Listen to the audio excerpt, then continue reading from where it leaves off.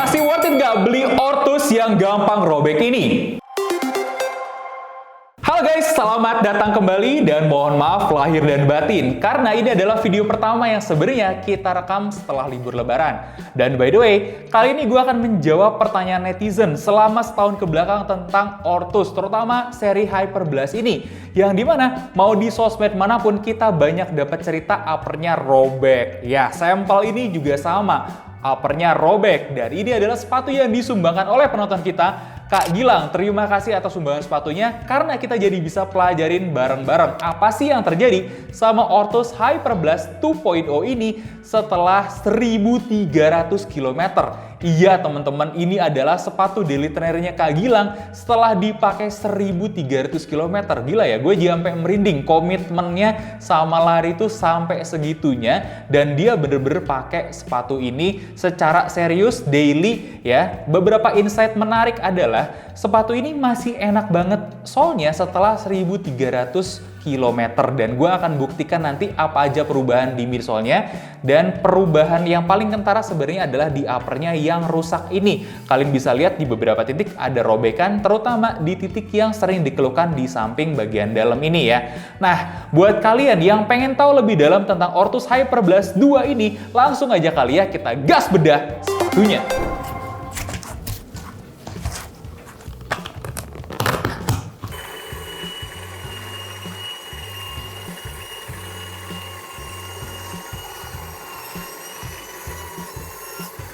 Dan ini dia, Ortus Hyperblast 2.0.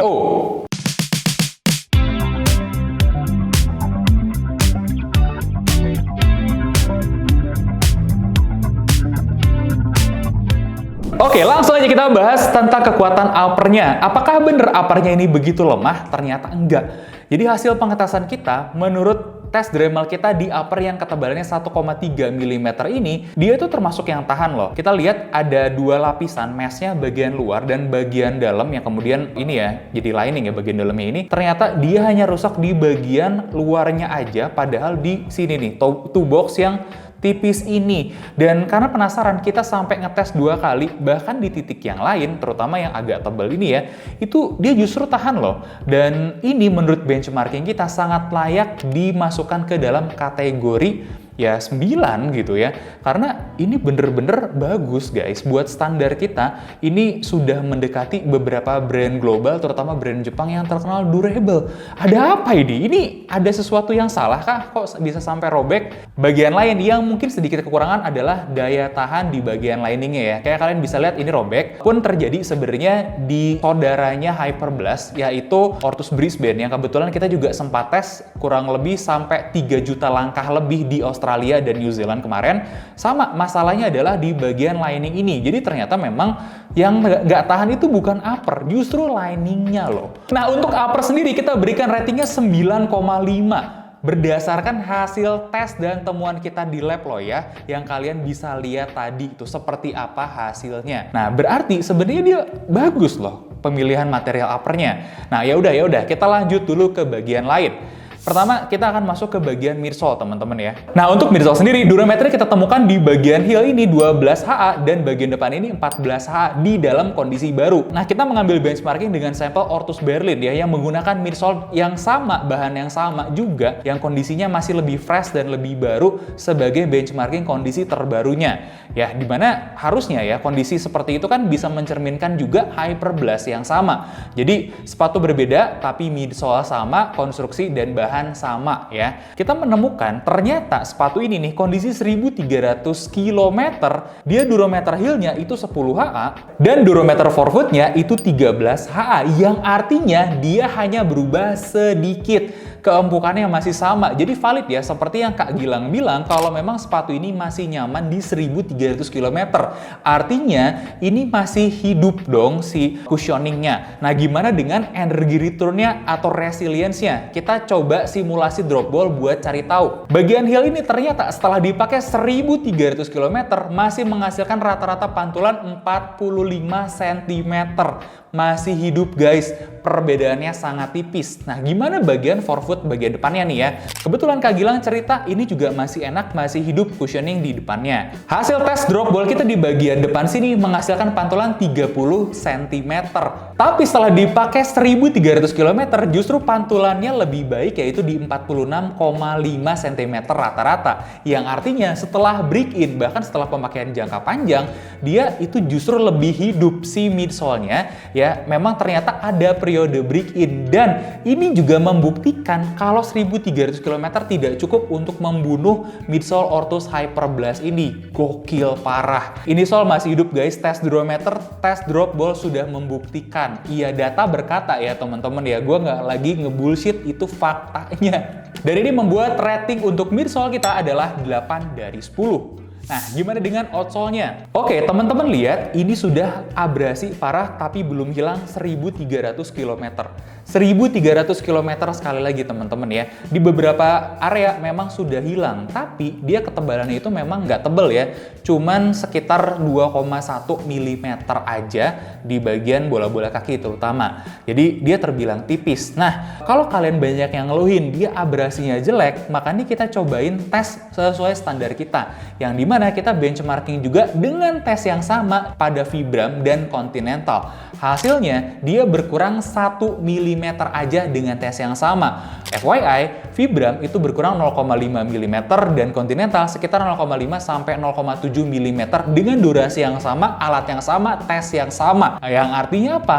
Dia sebenarnya level kekerasannya sudah cukup guys. Ternyata mungkin ada faktor-faktor lain yang membuat dia abrasinya habis, dan ini kita butuh penelitian lebih dalam. Cuman ini membuktikan kalau outsole Ortus itu sebetulnya kuat. Nah gini guys, kalau di tes tuh ada benchmarkingnya, kita bisa lihat standar dan skalanya, nggak cuman sesuai pendapat gua menurut gua gitu ya. Dan hasilnya ternyata kesimpulan kita kuat, fair-fairan aja. Dan ini dengan berkurang 1 mm aja dalam 20 detik Dremel, yang artinya dengan berkurangnya 1 mm dia ada di standar yang mendekati Vibram dan Continental. Makanya untuk range penilaian kita berikan 9,5 dari 10. Ya nggak berlebihan lah ya, angka sudah bicara teman-teman. So kesimpulannya di layer A ini yang kita ngomongin material, kita bisa berikan hasil total penilaian dari layer A1 sampai 3 yaitu outsole di kisaran angka 9 dari 10. Gimana dengan konstruksinya? Ayo kita lanjut pindah ke layer B. Oke, layer B ini kita akan masuk dengan ngomongin stitching dan panel, semuanya rapih dan bagus teman-teman ya. Nah, kemudian gimana dengan bonding? Robek ini justru adalah bukti kalau bonding mereka bagus. Kenapa bisa kayak gitu? Kalau bonding mereka jelek, kita lihat ke dalam ya. Artinya ini ya, bagian sini akan kebuka. Tapi 1300 km nggak ada satupun yang kebuka tuh. Dari sini, belakang, samping, depan nggak ada yang kebuka sama sekali. Justru yang kalah adalah material upper, bukan lem-lemannya. Jadi, bukan lem-lemannya Ortus yang jelek, dia justru kebagusan. Lemnya terlalu kuat sampai menahan uppernya, dan uppernya nggak bisa ngimbangin, makanya terjadi failure dalam bentuk robekan di samping. Coba perhatiin, semua Ortus yang robek, itu robekannya rata samping sini, yang artinya bukan lemnya yang rusak, tapi uppernya yang failure karena tidak kuat nahan ya ketika dia dipaksa tekuk-tekuk selama beberapa kali, ya bukan beberapa kali lagi, mungkin bahkan ribuan kali setelah 1300 km gitu ya, jutaan kali bahkan. Nah, beberapa poin lain yang kita cek adalah bagian heel-nya, gimana dia supporting di sini. Kita bisa ngelihat dia locking bagian dalamnya itu bagus sekali teman-teman ya. Ini bisa menjaga bagian heel kita nggak terlalu main kesana kemari, nggak terlalu wobble juga. Ini membuat sepatu yang tebal banget dan tipenya cushion yang empuk ini itu bisa relatif stabil di bagian belakang. Locking bagian depan, bagian sini juga bagus ya. Yang mungkin menjadi PR ternyata adalah bagian sini nih. Nah, pinggang sininya itu ternyata agak sempit. Untuk beberapa user mungkin dia cukup lebar, tapi di beberapa user yang lain dia masih terbilang sempit. Ya sebenarnya bikin sempitnya bukan di sini banget aja sih. Ini untuk standar 40 kurang lebih lebar 90 mm terbilang oke lah ya. Tapi taper kesininya nih ya, dia menyempitnya lumayan berasa jadi sekitar 80-an mm. Nah, itulah yang bikin rasanya lebih sempit di bagian depan. Itu juga yang diamini oleh Kak Gilang sebagai user sepatu ini. So, untuk layer B yaitu konstruksi dan support-supportnya kita berikan rating 7,3 dari 10. Oke, lanjut sedikit di layer C yaitu gate stability ya, dan gimana sepatu ini bisa mempengaruhi gate kalian nantinya terutama ketika sedang lari dan jalan.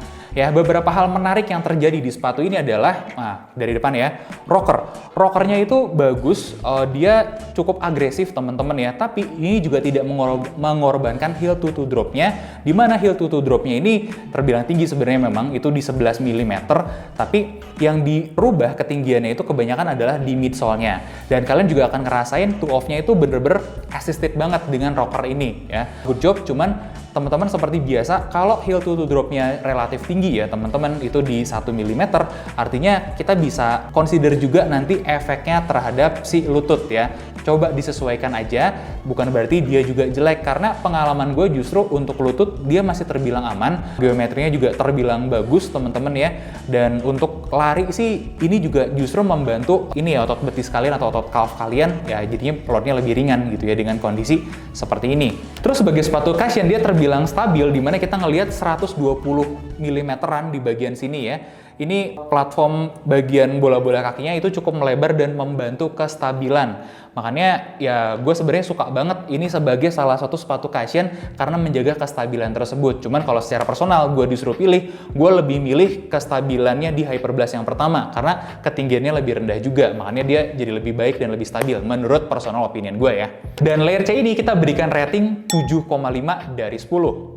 So, kayak biasa teman-teman, kita ada layer D dan layer E. Untuk E ini khusus penilaian sepatu lari, dan sifatnya bukan kita berikan rating lagi di layer tersebut, tapi ini adalah penambah atau pengurang nilai ya. Dan beberapa catatan di layer D, yaitu teman-teman ketika kita berjalan pun kita mendapatkan assist dari si rockernya ini, kemudian cushionnya sangat membantu sekali mengurangi fatigue atau capek ketika berjalan. Satu-satunya hal yang terjadi soal fatigue, bukan fatigue ya, mungkin rasa discomfort adalah di bagian ini, toe box saat baru aja, karena ya tadi menyempit, lumayan kerasa ya menyempitnya sejak dari bola-bola kaki, tapi setelah itu ada sedikit break in dan membantu juga untuk kenyamanan di waktu kedepannya. Nah, ini juga yang menjadi kecurigaan gue nextnya teman-teman ya, apa yang terjadi tentang robekan ini. Bisa jadi teman-teman ini sebenarnya kurang lebar untuk kaki kalian, karena user sepatu ini pun Kak Gilang bilang bagian sininya ya, bola-bola kaki sampai toe boxnya itu kerasa menyempit. Kalau namanya menyempit artinya kan fittingnya bener-bener ngepas gitu ya, kita paksa tekuk berkali-kali saat lari, ya ini akan membantu stres pada si material uppernya juga,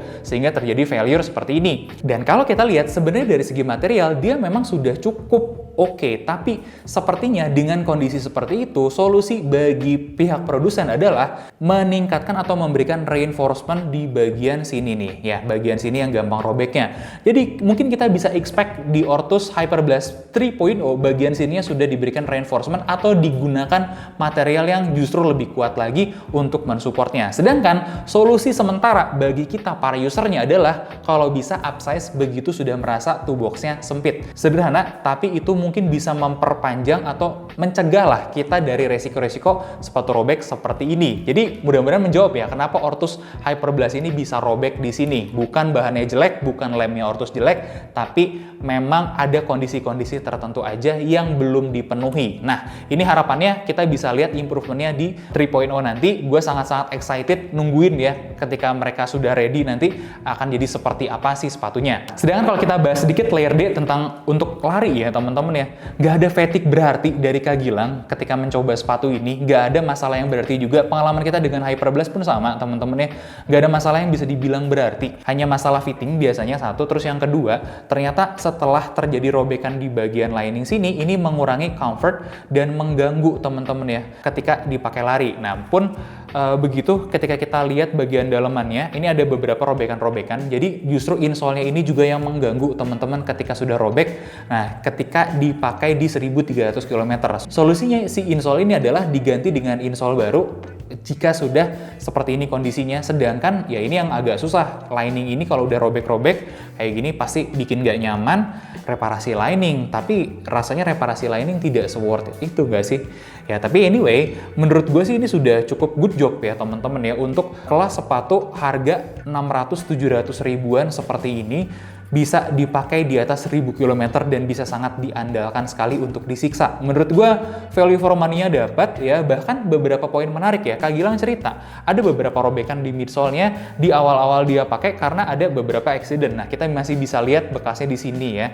Dan ini ternyata tidak mengganggu performa, tidak mengganggu kestabilan, dan tidak mengganggu feel atau bonci dari si midsole-nya ini. Ini juga membuat salah satu poin plus juga gitu sebagai sebuah sepatu lari terutama daily trainer yang badak bisa diandalkan selama atau sejauh 1000 km lebih. Dan makanya rating finalnya untuk Ortus Hyperblast versi kedua ini adalah 7,9 dari 10 ya. Teman-teman, menurut gue itu cukup fair ya dengan beberapa isu-isu yang terjadi di sini.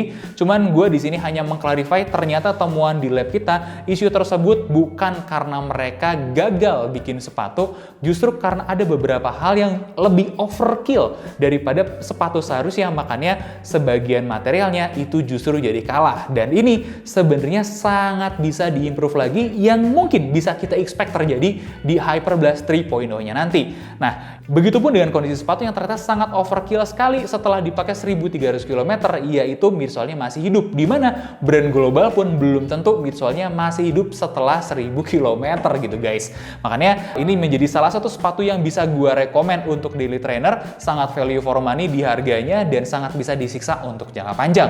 Kalau kalian tertarik juga, udah kita masukin nih ya linknya di bawah. Dan menurut gua Hyperblast 2 ini masih layak dibeli di tahun 2026, apalagi dengan diskon yang lebih menggiurkan. Gimana menurut kalian? Jangan lupa like, comment, dan subscribe, bantu kita mencapai 1 juta subscriber. Dan apakah harus kita perbandingkan lagi dengan Ortus Hyperblast 3.0? Coba komen di bawah.